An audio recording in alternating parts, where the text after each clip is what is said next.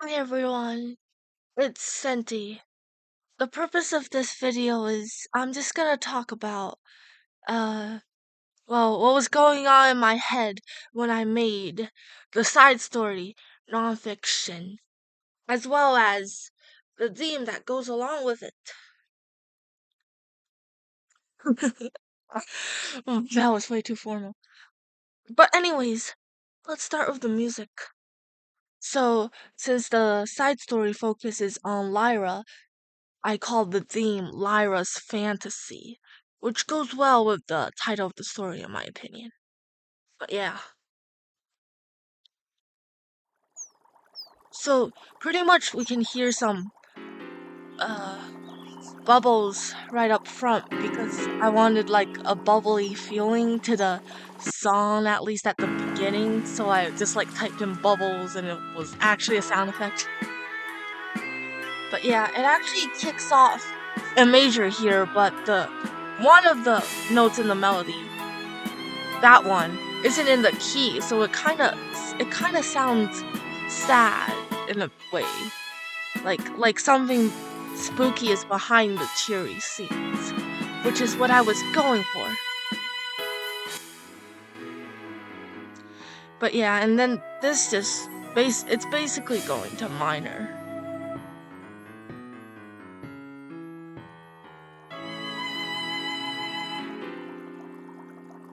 The piano there we heard at the beginning, so it's like a callback. And then we can hear some bubbles and rain.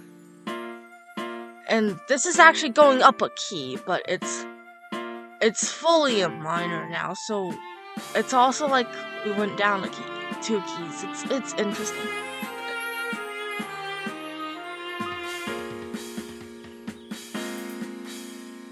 And this is like a short break.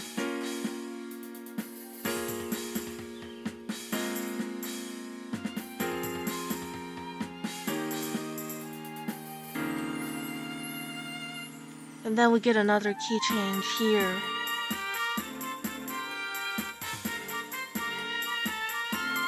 Who was texting? It's a Duolingo notification. Let's not think about it. But yeah, and then we go down another key, and then we go into major. And this is like the piano at the beginning, like the rhythm is the same, but it sounds like more happy. Except for this chord. This chord sounds sad. And then we get like a sad theme here. So the orchestra strings instrument in the background, I panned it to the left and the right. So it basically, if you listen to it with headphones, it sounds like it's like at left for a moment and then at the right and then goes back and forth like a cave or something. But yeah. And then we go down another key and it's just the trumpet and it's kind of low. So this is kind of sad. That piano sequence is the only thing that I regret. I feel like I could have put something prettier there. But anyways.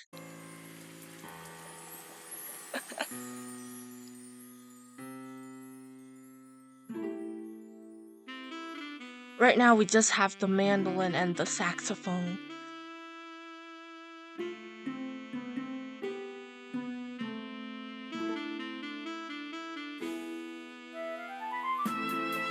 And then it goes into this like revelation feeling sort of theme.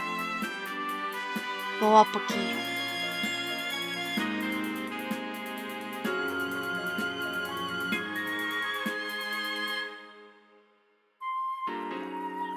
Call back to the piano at the beginning, along with the bubbles and the bird sound effects. But yeah, see, I wrote this with Mixcraft, which is a DAW, a digital audio workstation, right? And it's basically like my school has it on their computers for like classes and stuff to use. So I just wrote theme while like not doing what I was supposed to do in class. It's funny to think about it now. But yeah. the vibe, the original intention was that I would write something that's happy at the beginning and then goes into and then becomes sad to signify, okay, to signify Lyra losing her best friend. But then it kind of turned into this more orchestral-y piece with way too many key changes. So now it feels like it doesn't really match the story, not like doesn't match the side story anymore as much as it matches Lyra's character herself. But yeah, so let's talk about the story.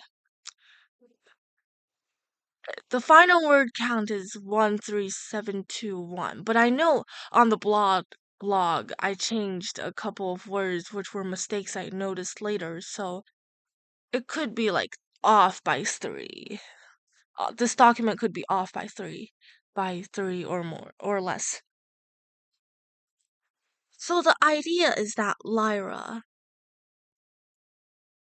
is this girl who like lives in her stories, and she really likes storybooks and really wants to be a heroine in one of those stories. And she meets a friend, but then it but then when she already knows that friend very well, it turns out that friend isn't real. And then she pretty much falls into depression until Charlotte invites her to become a royal guard, which essentially becomes her new life's purpose. Sounds kind of cliche. Like not the entire idea, but like the end where she finds her life's purpose. But then when I was writing it, I ended up changing it. So basically, Lyra's friend is named Sweetie, but she doesn't know. I wanted them to be friends for like 2 years at least. Like it would make more sense if Sweetie disappeared when Lyra was 14 or something. Cause then that would have much more lasting impact. And I think drawing from my own life experiences, I was a very angsty person when I was 14, and all of the sad things that happened to me hit me so much harder compared to when I was 12, which, like, I was still angsty, but it's almost like it didn't really matter because I was more of just a kid. But that ended up not working out made because I thought, well, I need something to explain Sweetie's disappearance. How how about the winter then? But in that case, I obviously can't make her live through 2 winters cuz that's conflicting. Also, before I called the title nonfiction, it was gonna be Apple Green Fairy Tale. But then I was like, well, that doesn't really make sense. So let's go with this instead. So Lyra meets Sweetie because the village little sunshine Kanon lost her kite, Lewis. And then Kanon was the one who like noticed something wrong with Lyra later. And I wanted to expand on that scene more, but I ended up not doing it. But it's okay. Sweetie is kinda demanding, I guess, like as a character. Like she wants to know everything about the world that she can't see because she's trapped in a forest, you know? But Lyra essentially like falls in love with her. Like not romantically, but like every other way. It's a love is like a constant theme throughout this story, I would say. I mean, it's only mentioned 9 times, but Lyra, well, story Lyra at least is somebody who says I love you a lot and says it a lot to her friends. and thinks about it a lot. So overall, it is an overarching theme. And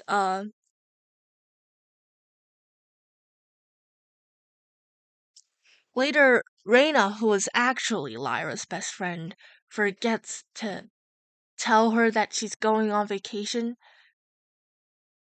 So then they have like a big fight. But Reina is actually not a bad person at all. Like, she's just trying to fight. She's just trying to help Cantarella because she was assigned to be her welcome buddy. I don't really know why I picked the name Cantarella. Like, I wanted something long that starts with a C, but this is a hard name to read. But yeah, so this part where I have Charlotte go visit the CubeCraft Academy wasn't supposed to happen when I had the idea.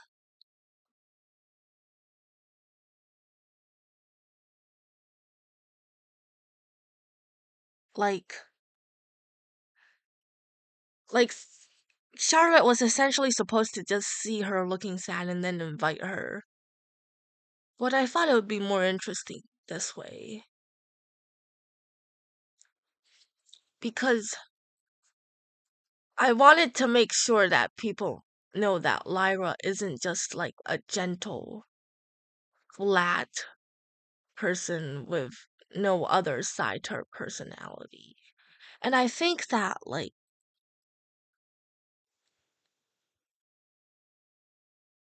how do I explain this? Like, I like stories where things are morally ambiguous, or I like love stories that don't work out because everybody is at fault somehow. So I was like, well, see, Lyra can, hit somebody in a moment of anger, but she's still a very kind person. Also, before this, the day before Sweetie disappears, she essentially uses her powers to summon the Frog Symphony to cheer Lyra up because that was the day that Lyra essential officially ended her friendship with Reina. And at this point, she's supposed to already be gone or something, but she's holding on because she wanted to see Lyra a little bit more. And I planned for this scene when I was writing the prelude. I planned for this when I was writing CubeCraft's Foresight. So in CubeCraft's Foresight, when Senna and Lyra go visit, what is the Dragon District's name? Veld, and they and Queen Fantasia sings for them with the string quartet. She's also singing in a language that isn't around anymore, just as Sweetie is doing now. And that's why Lyra was crying then on that trip because it reminded her of Sweetie. So yeah, I planned for this. I didn't plan for any of the other side stories, so we'll see how it works. And I also planned for Lyra to get the frog meanie from Sweetie. I guess it doesn't really make sense when because everything else that came with Sweetie disappeared except for this hat, but I thought it would be like more meaningful for Lyra to have that. And like that's why she carries it with it everywhere she goes and panics when she loses it. Also, if you read the story, Haven kind of sounds like an unreasonable mom, but she's not. She's also a very kind person. I mean, everybody is morally ambiguous, but she's a very kind person. So then Charlotte comes to visit and Lyra hits Cantarella and then Charlotte um invi- makes Lyra go to her castle for her punishment. Now, I wasn't really thinking about the fact that like I would have to write Lyra in the castle when I had this idea. So pretty much I had to make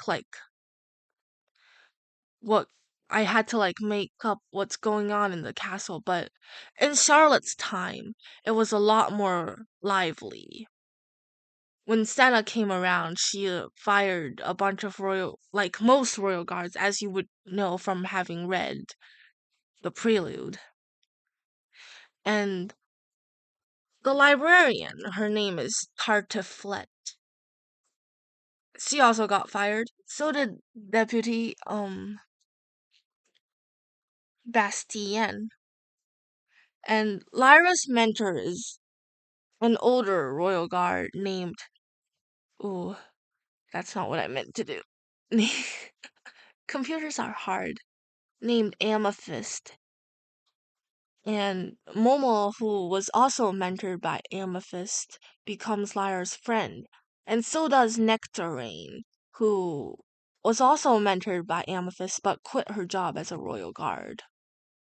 But see, when Senna comes around, she fires both Amethyst and Momo. So, well, I'm saving this for the next side story, which I am writing now. But then obviously Lyra's not happy with that because those are people that she loves. So pretty much the next side story is about the turmoil that happened between Senna and the royal guards as everyone prepared to welcome such a young leader.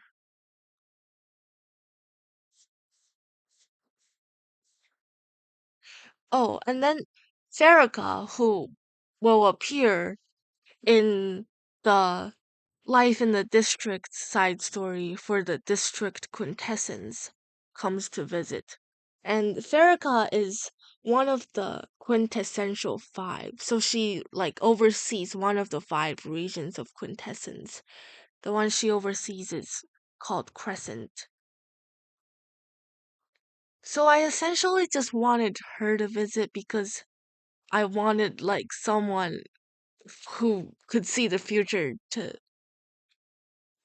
tell Lyra to not go down that path because Lyra was on the verge of beginning to research how to essentially bring back a fairy tale slash revive the dead. And this whole destiny slash reviving the dead stuff is I'm saving it for the quintessence story, so I didn't want to dive into it way too much here, so I didn't write about it that much here. I just have Farrakha say this paragraph, which I thought was pretty well written. Well, I shouldn't say things that I wrote myself are well written because that's kinda narcissistic. But I don't know. I wanted her to make this kind of speech so that Lyra, who was about to veer into a bad path, doesn't. And then Lyra gets named as a new royal guard in training. This entire mentor thing is very very inspired from Warriors. And even in Warriors, when they have new apprentices, they have a naming ceremony and stuff. Oh, Warriors is great. You guys should read it. And then Lyra gets assigned to Amethyst, and she meets Nectarine. This is Desiderata Sparkle telling me that we capitalized drowned. See, I don't like that decision anymore because I kind of wanted to not be capitalized anymore, but I guess we'll keep it for now.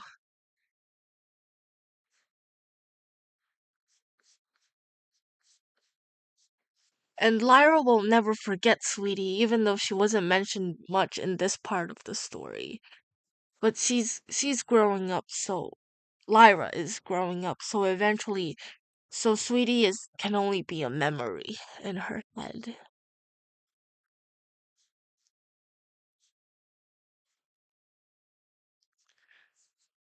And then the story ends with her looking down at the new leader, Senna, with all of the royal guards on a circle on the balcony, and below it is Charlotte leading Senna in.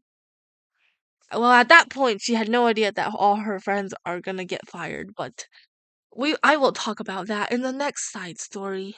So please look forward to it. I guess I didn't really talk that much about behind the scenes of this story. Oh, read this. Mel forgets Lyra's name. It's not because she's a bad person. As we all know, nobody in here is a bad person or a good person. But she's very kind and she didn't mean it. Like she sounds kind of mean, that's but she's actually not. Is what I'm trying to say. Let me plug my laptop in.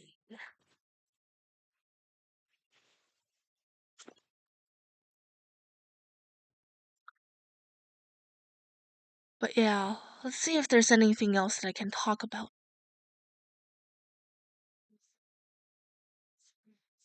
This fight is. I wanted it to be like very emotionally charged. But then I never read back on it before I published it, so now I don't really know if people are actually getting emotionally charged by this. But yeah.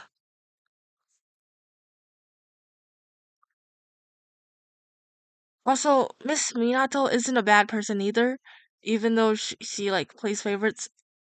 But she's just a teacher, so she's not really important. What else can I talk about? Cantarella is not a bad person.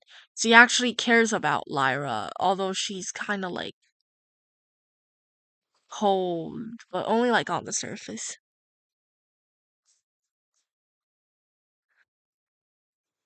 In Mel's side story, well, I don't really know what it's gonna be about yet. I have a vague idea, but I'm not sure if it's something that I can actually write about and release. It might be too inappropriate. But I did want to elaborate about the bandits that Mel fought off.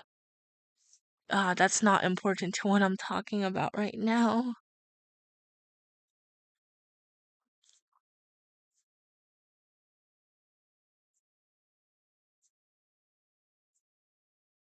Yeah, I don't really think there's anything else.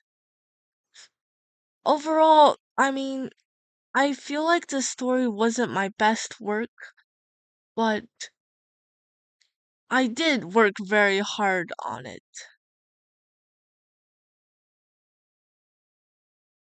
Yeah. Anyways, thanks for watching this video. Now to see if I could upload it on YouTube. I love you guys.